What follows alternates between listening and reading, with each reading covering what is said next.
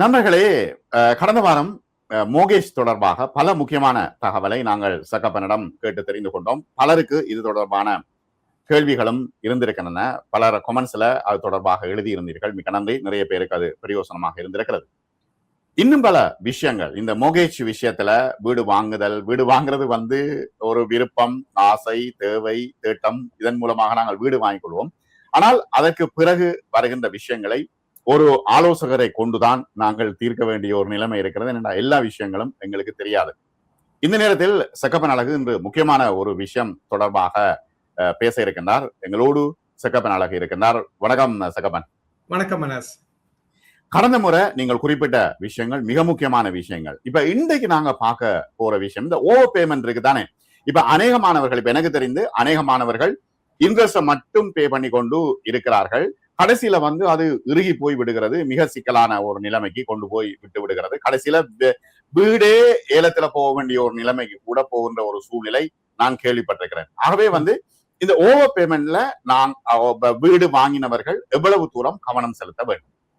Okay, ரெண்டு விஷயம். முதல்ல இன்ட்ரெஸ்ட் ஒன்லி இருக்கவங்க எவ்வளவு சீக்கிரம் ரீபேமெண்ட் மார்ட்கேஜா, வட்டியும் அதோட சேர்ந்து முதலும் சேர்ந்து கட்டுற மாதிரி எவ்வளவு சீக்கிரம் மாற முடியுமோ அவ்வளவு நல்லது. ஓவர் பேமெண்ட் அப்படிங்கிறது monthly repayment, capital plus interest போக எந்த அளவுக்கு நம்ம எக்ஸ்ட்ரா கட்டுறோமோ அந்த அளவுக்கு நம்ம சீக்கிரம் மார்ட்கேஜ் ஃப்ரீ ஆகலாம். இந்த மார்ட்கேஜ் ஓவர் பேமெண்ட்ல பெரிய விஷயம் என்னன்னா, இன்னைக்கு நான் ஒரு காசை எக்ஸ்ட்ரா கட்டுறேன் அப்படின்னா நாளையில இருந்தே அதுக்கு உண்டான வட்டி நமக்கு குறையும். ஸோ இப்படி நம்ம ஓவர் பே பண்றதுனால நம்மளோட மார்ட்கேஜ் டேர்மை ஷார்ட்டர் ஆக்கிக்கலாம். இப்போ 25 வருஷத்துக்கு நம்ம மார்ட்கேஜ் எடுத்திருக்கோம்னு உதாரணத்துக்கு வச்சா கன்சிஸ்டன்டா ஓவர் பே பண்றதுனால நம்ம அந்த டேர்மை முன்ன கொண்டு வரலாம்.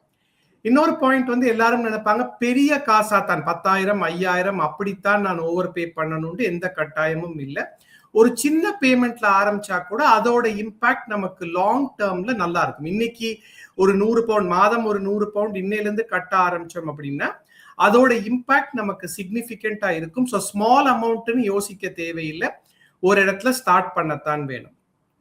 அதே மாதிரி most of the lenders banks யூகேயை பொறுத்த வரைக்கும் ரெசிடென்ஷியல் மார்ட்கேஜுக்கு 10% of the balance most of the lenders ஒத்துக்கொள்வாங்க. சிலர் 20% போறது உண்டு. அந்த ஓவர் பேமெண்ட் அலவன்ஸும் நமக்கு ரொம்ப ஹெல்ப்ஃபுல்லா இருக்கும். அதனால ஒவ்வொருத்தரும் ஒரு சின்ன விஷயமா ஒரு டிசிப்ளின்டா ஆரம்பிச்சு ஓவர் பே பண்ணோம் அப்படின்னு சொன்னா அவங்களோட மார்ட்கேஜ் டேர்மை ஷார்டன் பண்றதுக்கு, சீக்கிரம் மார்ட்கேஜ் ஃப்ரீ ஆகிறதுக்கு ரொம்பவே ஹெல்ப்ஃபுல்லா இருக்கும். இது என்ன பொறுத்த வரைக்கும் நிறைய பேருக்கு தெரியாத ஒரு விஷயம். ஏன்னா எந்த ஒரு அட்வைசரும் இப்ப நீங்க அக்கௌண்டன்ட்டோ சொலிசிட்டரோ போனா எக்ஸ்ட்ரா பே பண்ணுங்கன்னு சொல்ல போறது இல்லை. மார்ட்கேஜ் அட்வைசர்ஸும் அடுத்து என்ன ரேட் வாங்கலாம் என்னன்றதை தான் நார்மலா பார்ப்பாங்க. நாங்க ஒரு ஸ்டெப் மேல போய் மார்ட்கேஜ் இல்லாமல் இருக்கிற ஒரு சிச்சுவேஷனுக்கு சீக்கிரம் வரணும் அப்படின்றதான் எங்களுடைய ஆசை. இல்ல நீங்க சொன்ன சரி, இந்த ஓவர் பேமெண்ட்ல சரியான குழப்பமா இருக்குது.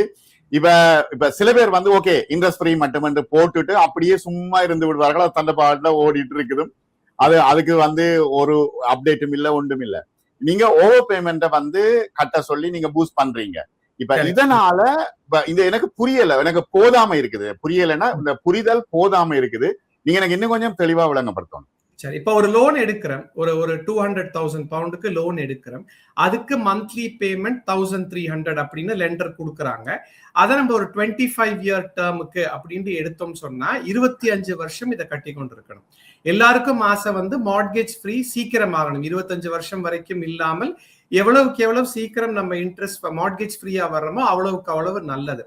அதை பண்ணக்கூடியது இந்த ஓவர் பேமெண்ட். ஸோ என்ன கான்ட்ராக்சுவல் அக்ரிமெண்ட் இருக்குதோ அதை விட அதிகமா நம்ம கட்டுறது தான் ஓவர் பேமெண்ட்.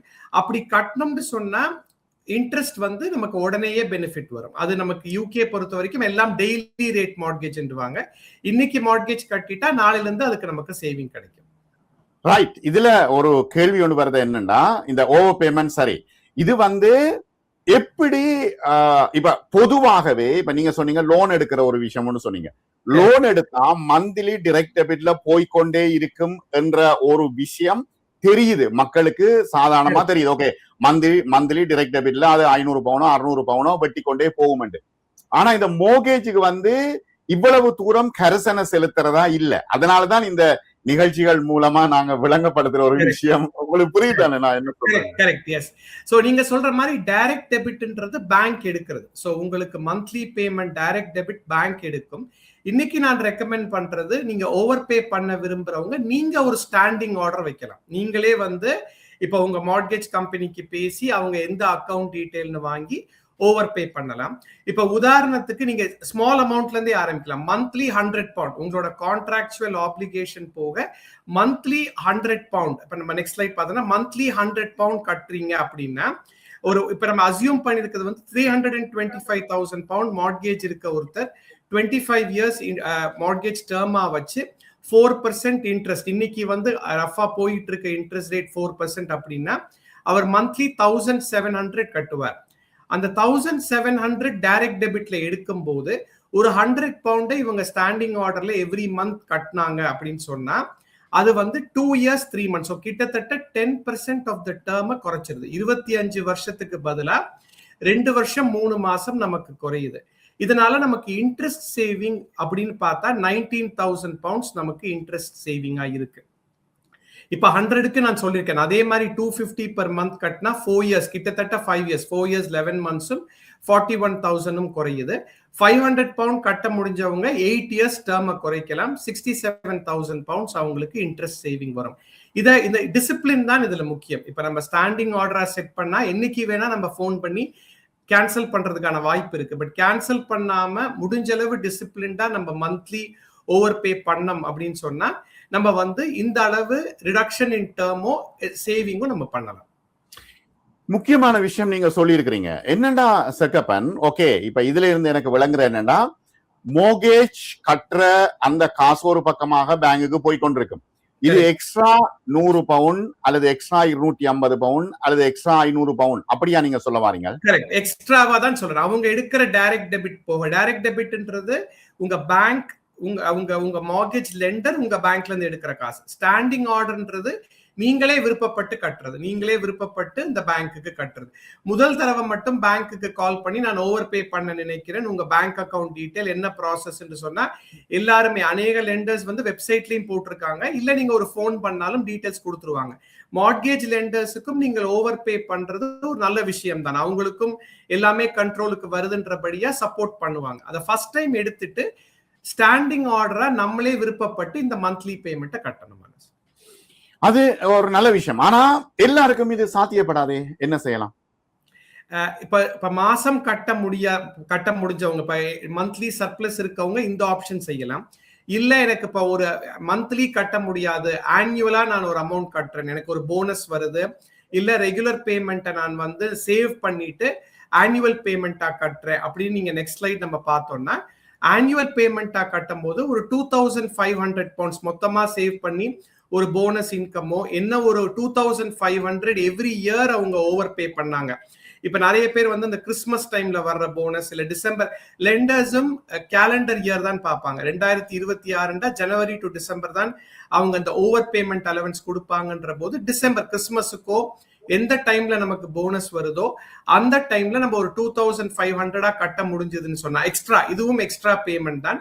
ஸ்டாண்டிங் ஆர்டரா இல்லாம நம்மளே இதுல ஞாபகம் வச்சு எவ்ரி இயர் நம்ம அந்த 2,500 கட்டுறோம் அப்படின்னா 4 இயர்ஸ் நமக்கு டேர்ம்ல சேவிங்கும் 34,000 பவுண்ட்ஸ் நமக்கு ஓவரால் சேவிங்கும் வரும். அதே மாதிரி 5,000 பவுண்ட்ஸ் கட்ட முடிஞ்சவங்க பர் இயர் 7 இயர்ஸ், 25 வருஷம்ன்றத 18 வருஷம் ஆக்கிடலாம். எவ்ரி இயர் நம்ம 5,000 ஓவர் பே பண்ணோம்டா 10,000 அப்படின்ற போது 11 இயர் எல்லாராலையும் பண்ண முடியாது. பட் நம்ம ஒரு டிசிப்ளின்டா கட்டணும்னா 25 இயர் மார்ட்கேஜை நம்ம 11 இயர்ஸ்க்கு கொண்டு வரலாம். 87,000 பவுண்ட்ஸ் நமக்கு சேவிங் வரும். எனக்கு இதுல நான் எக்ஸ்பிளைன் பண்ண விரும்புற ஒரே விஷயம், நம்ம எவ்வளவு சின்ன அமௌண்ட் இருந்தாலும் ரெகுலரா நம்ம மந்த்லியோ ஆனுவலோ கட்டினா சிக்னிபிகன்ட் ரிடக்ஷன் நமக்கு வரும். இதுல இது நல்ல ஆலோசனை. என்னன்னா இப்ப 4 இயர்ஸ் ரிடக்ஷன் இன் மோர்கேஜ் டேர்ம் வந்து 2,500 per இயர் வந்து எவ்வளவு காலத்துக்கு கட்டணும்? இது ஆனுவல். சோ இப்போ உங்க மார்ட்கேஜ் டேர்ம் இப்ப நீங்க 25 வருஷமா ஆரம்பிக்கிறீங்க, 1,700 மந்த்லி பேமெண்ட் இருக்கு. எவ்ரி இயர் நீங்க ஒரு 2,500 எக்ஸ்ட்ரா கட்டிட்டு வந்தீங்கன்னா 25 இயர்ஸ்க்கு பதிலா 21 years and 1 monthல முடிஞ்சிரும். கிட்டத்தட்ட 4 years and 1 month 21 years 11 monthsல முடிஞ்சிரும். அதுதான் இந்த எக்ஸாம்பிள் காட்டுது. எவ்ரி இயர் கட்டணும், பட் கட்டுனீங்கன்னா 4 years நமக்கு 4 years 1 month டேர்ம் குறையும். ஆனா என்ன பிரச்சனைன்னா எப்ப வந்து இது கிட்ட வரைக்குள்ள இவங்க ரீமோர்கேஜ் செய்து திரும்பவும் லோட் ஆகிக்கொள்றாங்களே. கரெக்ட். அதை நம்ம அவாய்ட் பண்ணத்தான் வேணும். எப்பவுமே இப்ப நம்ம இன்ட்ரெஸ்ட் ரேட் கம்மியா இருக்கும் போது நிறைய நீங்க சொன்ன மாதிரி செய்யறாங்க. பட் இப்போ கடந்த 3 வருஷத்துல நாங்க அட்வைசர்ஸா எங்களோட எக்ஸ்பீரியன்ஸ் என்னன்னா, மக்கள் வந்து கூட டெபாசிட்ட போட்டு மார்கேஜை குறைக்கணும்ன்ற ஒரு விழிப்புணர்வு வந்திருக்கு. 1% 1.5% இன்ட்ரெஸ்ட் ரேட் இருக்கும் போது எவ்வளவு எக்ஸ்ட்ரா பாரோ பண்ணலாமோ பண்ணோம். இப்ப 4.5 வட்டி வரும்போது நிறைய பேர் வந்து அதை குறைக்க விரும்புறாங்க. அது ஒரு நல்ல மெத்தட் தான். சோ இப்ப நீங்க மந்த்லியும் பண்ண முடியல, ஆனுவலும் பண்ண முடியலன்னா லம்சமும் பண்ணலாம். இப்ப நான் ஒரு சேவிங் வச்சிருக்கேன், நான் 10,000 பவுண்ட் எவ்ரி இயர் பண்ண முடியுமான்னு எனக்கு தெரியாது. ஒன் டைம் பண்ணலாம் அப்படின்றதுக்கு ஒரு நெக்ஸ்ட் ஸ்கிரீனும் போட்டிருக்கேன். அதுல நம்ம பார்த்தோம் அப்படின்னு சொன்னா லம்சம்மா கட்டும் போது இது ஆனுவல். நெக்ஸ்ட் ஸ்லைட் பாத்தீங்கன்னா லம்சம்மா நம்ம ஓவர் பே பண்றோம் அப்படின்னு சொல்லி சொன்னா அதுல வரக்கூடிய சேவிங்ஸ் அப்படின்னு பாக்குறதுக்கு நீங்க நெக்ஸ்ட் ஸ்கிரீன் போடுங்க. ஒன் ஆஃப் இப்ப நீங்க 5,000 பவுண்ட் கட்டுறீங்க அப்படின்னா 7 மாசம் பெனிஃபிட் வரும். 10,000 இப்ப நமக்கு ஒரு எக்ஸ்ட்ரா அன்எக்ஸ்பெக்டட் இன்கம் வருது, இந்த ஒரு வாட்டி கட்ட முடியும் அப்படின்னு சொல்லி சொன்னா இப்ப 10,000 கட்டினா டேர்ம்ல 1 இயர் குறையும், 25,000 கட்டினா 2 இயர்ஸ் குறையும். இதுவும் நமக்கு திரும்ப என்ன சொல்லுதுன்னா, லம்சம் பேமெண்ட் ஒன் ஆஃப் கட்ட முடிஞ்சவங்க இதை கட்டலாம்.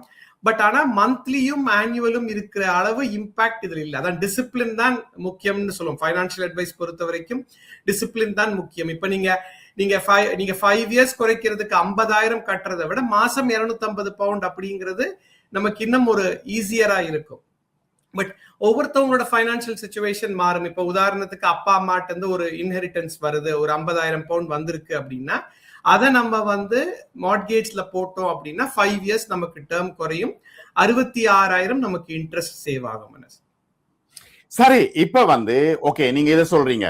அப்ப ஃப்ரண்ட் பேமெண்ட்டுக்கும் இதுக்கும் என்ன வித்தியாசம்? இப்ப ஆரம்பத்துல நாங்கள் வந்து ஓகே 10,000 20,000 30,000 பவுண்ட்ஸ் ஏற்கனவே கட்டி மோர்கேஜ்ல சேர்றதுக்கும் இடையில லம்சமா கட்டுறதுக்கும் உள்ள வித்தியாசம் என்ன? இப்போ நீங்க பர்ச்சேஸ் பண்ணும் போதோ ரீமார்கேஜ் பண்ணும் போதோ நீங்க டெபாசிட்டா போட்டீங்க அப்படின்னு சொன்னா நீங்க ப்ராப்பர்ட்டி வேல்யூ எவ்வளவு, லோன் அமௌண்ட் எவ்வளவுன்றத வச்சு லோன் டு வேல்யூ கணக்கு பண்ணி இன்ட்ரெஸ்ட் ரேட் கொடுப்பாங்க. இப்போ ஓவர் பே பண்றதுனால உங்களுக்கு லோன் டு வேல்யூ மாற போறது இல்லை, பட் ஆனா உங்களுக்கு இன்ட்ரெஸ்ட் சேவிங் வரும். ஸோ இப்போ நீங்க ரீமார்கேஜ் பண்ணும் போதோ பர்ச்சேஸ் பண்ணும் போதோ போடுற டெபாசிட் தான் உங்களுக்கு மந்த்லி பேமெண்ட்டை குறிக்கும். இதனால இப்ப வந்து மந்த்லி பேமெண்ட் மாறாது, உங்களுக்கு லோனை சீக்கிரம் முடிக்கிறதுக்கான ஃபெசிலிட்டி வரும் உங்களுக்கு.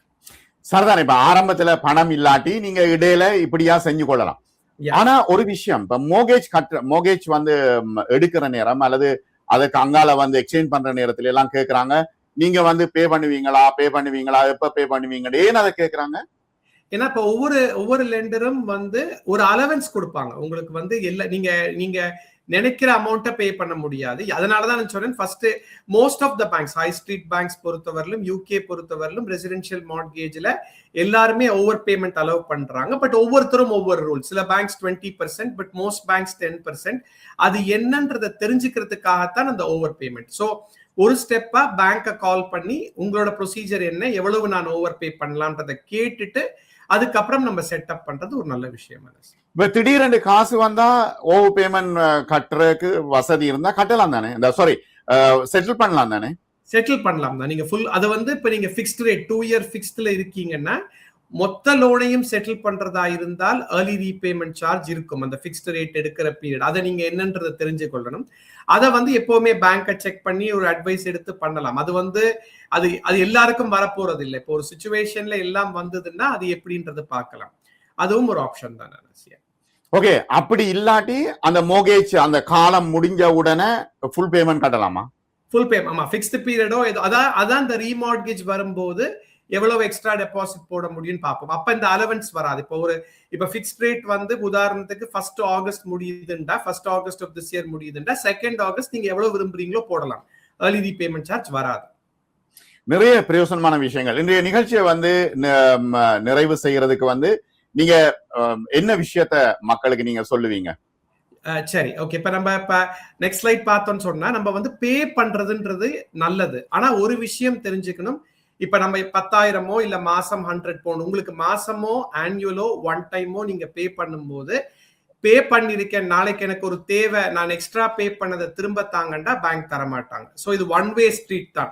ஸோ பே பண்றதுக்கு முன்னாடி நமக்கு இது சர்ப்ளஸ் தானா, இதை பே பண்றதுனால நமக்கு நாளைக்கு இந்த காசு திரும்ப வேண்டாமா அப்படின்றத நம்ம பார்த்துக்கணும். இது வந்து ரிவர்சபிள் டிரான்சாக்ஷன் கிடையாது. ஸோ அதனால இதை கட்டுறதுக்கு முன்னாடி நம்ம ஒரு எமர்ஜென்சி ஃபண்ட் வச்சுக்கணும். இப்ப நமக்கு ஒரு ஹெல்த்துக்கோ டிராவலுக்கோ ஒரு சேவிங் வச்சுக்கொண்டு அதுக்கப்புறமா நம்ம ஓவர் பே பண்றது நல்லது. ஓவர் பே பண்றதுக்கு முன்னாடி லெண்டருக்கு பேங்க்குக்கு கால் பண்ணி அவங்க ப்ரொசீஜர் என்ன, இது எப்படி பண்ணலாம் அப்படின்றத ஒரு வாட்டி செக் பண்ணிட்டு கரெக்ட் பேங்க் அக்கவுண்ட் டீடைல்ஸ்க்கு நம்ம அதை டிரான்ஸ்ஃபர் பண்ணணும். அதே மாதிரி மார்ட்கேஜ் கட்டுறதுக்கு முன்னாடி மார்ட்கேஜை விட ஹையர் இன்ட்ரெஸ்ட்ல, இப்போ ஒரு பர்சனல் லோனோ இல்ல ஒரு செக்யூர் சார்ஜ் வேற ஏதாவது ஒரு லோன் மார்ட்கேஜை விட ஹையர் இன்ட்ரெஸ்ட் ரேட் இருக்குது அப்படின்னு சொன்னா அதை முதல்ல கட்டிட்டு தான் மார்ட்கேஜை கட்டணும். ஏன்னா யூஸ்வலா மார்ட்கேஜ் வந்து இருக்கிற இன்ட்ரெஸ்ட் ரேட்ஸ்க்குள்ள கம்மியான இன்ட்ரெஸ்ட் ரேட்டா இருக்கும். இப்போ ஒரு பர்சனல் லோனை வச்சுக்கொண்டு மார்ட்கேஜை கட்டுறதுன்றது கரெக்டா வராது. அதே மாதிரி கட்டும் போது இந்த ஓவர் பேமெண்ட் பண்ணும்போது லெண்டர் ஒரு கொஸ்டின் கேட்பாங்க, உங்களுக்கு வந்து மந்த்லி பேமெண்ட்டை குறைக்கணுமா டேர்மை குறைக்கணுமான்னு. நான் எல்லாருக்கும் அட்வைஸ் பண்றது வந்து நீங்க சீக்கிரம் மார்ட்கேஜ் ஃப்ரீ ஆகணும், எனக்கு 20-25 வருஷம் வச்சுக்கொள்ள வேண்டாம், மார்ட்கேஜ் டேர்மை நான் குறைக்கணும் அப்படின்னு நினைச்சு பண்றீங்களா இருந்தா டேர்மை முன்னாடி கொண்டு வாங்க அப்படின்னு சொல்லலாம். இல்ல இப்ப நம்ம மந்த்லி பேமெண்ட் அதிகமா இருக்கு, நான் ஒன் டைம் பேமெண்ட்டை கட்டி மந்த்லி பேமெண்ட்டை குறைக்கிறேன்ற சமயத்துல மட்டும் பேங்க்ல எனக்கு மந்த்லி டைரக்ட் டெபிட்டை குறைங்கன்னு சொல்லலாம். எல்லாருக்கும் சொல்ல விரும்புறது என்ன நீங்க கேட்டீங்கன்னா, சின்ன காசுன்னு யோசிக்காதீங்க. எல்லாராலையும் இன்னைக்கு இருக்கிற வரவு செலவுல எல்லாராலையும் ஒரு 100 பவுண்ட் மார்ட்கேஜ் ஓவர் பேமெண்ட் பண்ண முடியும் அப்படின்னு நினைக்கிறவங்க இதை அப்படியே பார்த்துட்டு ஒரு விஷயமா போகாமல் இதை வச்சு இந்த ப்ரோக்ராமை பார்த்து பேங்க்குக்கு கால் பண்ணி ஒரு 100 பவுண்ட்னாலும் ஸ்டாண்டிங் ஆர்டர் செட் பண்ணாங்கன்னா அதுவே ஒரு யூஸ்ஃபுல் விஷயமா இருக்கும். நான் பார்க்குற எல்லாரையும் கேட்கறது, இதை ஒரு வீடியோவா பார்த்துட்டு போகாமல் மார்ட்கேஜ் இருக்கவங்க ஒரு ஆக்ஷன் எடுத்தா நல்லா இருக்கும். மனசு முக்கியமான பல விஷயங்கள் நீங்க முக்கியமான விஷயத்தை இன்றைக்கு தான் நானும் இந்த விஷயத்தை பற்றி கேள்விப்படுறேன்.